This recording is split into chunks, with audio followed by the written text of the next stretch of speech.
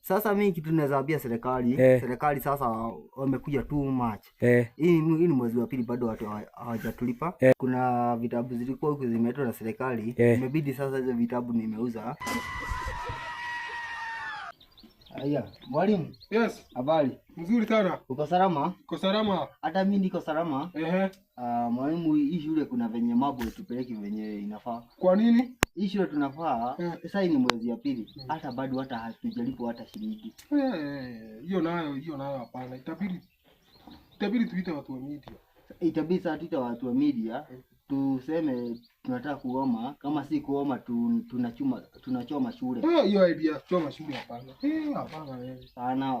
Twalibu wanafunzi ndio wanafaa kufanya hiyo mambo, lakini sio walimu. Hapana, unajua tukiita watu wa media tuseme tunataka kuchoma shule je, wamekataa kutulipa. Tunicho pesa inaweza ikia. Unaelewa? Hebu nisaidie simu yako nipigie watu wa media. Tawaambia must go. Hai, habari mwalimu? Hai, mzuri sana.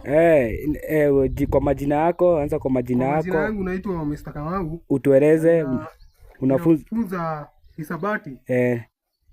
Lakini kwa hii shule hatujalipo kwa miezi miwili. Tumesikia malalamishi yenu, unaweza tuelezea kulianza aje nini? Kulianza hivi.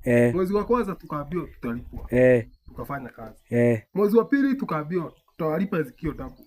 Sasa mwezi mbili imeisha. Tujapata hata shilingi. Tuko na watoto wanatutegemea. Kama mtoto wangu kwa Alliance. You know it's very expensive. Wanalipa pesa mingi sana. Nyumba ndio hiyo na rent ninalipa. Sasa hata tumeamua tukome, mambo ni mawili. Aidha tuchome shule ama tulipwe. Kama namna gani? Wewe kwa mujibu wako ungependa serikali itende mambo gani kulingana na hiyo? Mimi ningependa serikali iingilie pesa zetu tupatiwe ndio ili tuendelee na kufunza watoto wetu wa shule. Ungehimiza aje walimu wenzako na wanafunzi? Walimu wenzangu ningewaomba wawe watulivu. Serikali ikiingilia kati kwanza watulia, tupee serikali muda.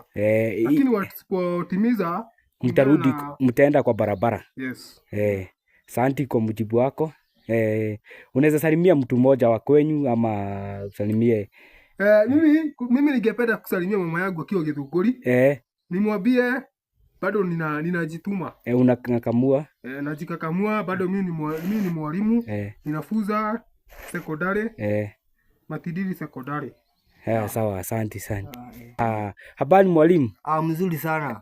Unaweza anza kwa majina? Mimi kwa majina yangu naitwa Kiragamego aka Mr. Pilipili Moto. Unafunza subject gani hapa? Mimi kwa hii shule mimi nakuwa mwalimu wa PE na drama sasa. Sasa mimi kitu naweza ambia serikali sasa wamekuja too much. Hii ni mwezi wa pili bado watu hawajatulipa. So mimi nikiweza uliza wanaweza tulipa. Kama si hivyo mimi kama nilikuwa nimesota sana. Kuna vitabu zilikuwa huko zimeletwa na serikali, imebidi sasa hizo vitabu nimeuza. Nivyo sasa atisa hata mimi sasa niweze kukula. Unaona mimi hata niko mnono hata kushida huyu hivi. So unaona venye hata nimekoda sasa tunakusikia na tushana mosquito. Sasa ndani baka na mashida sasa mimi tunasema ni serikali ifanye mambo mawili.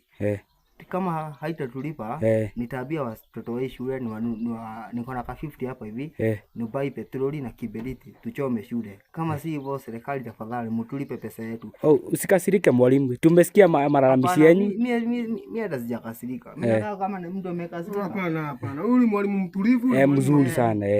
Mimi kama si hivyo mimi ndio nataka serikali, mimi ndio naweza piga makofi. Mimi hata sijakasirika. Mimi hata ukiniangalia hivi mimi siwezi kasirika. Na hii mambo ilijitokeza kwa siku ngapi?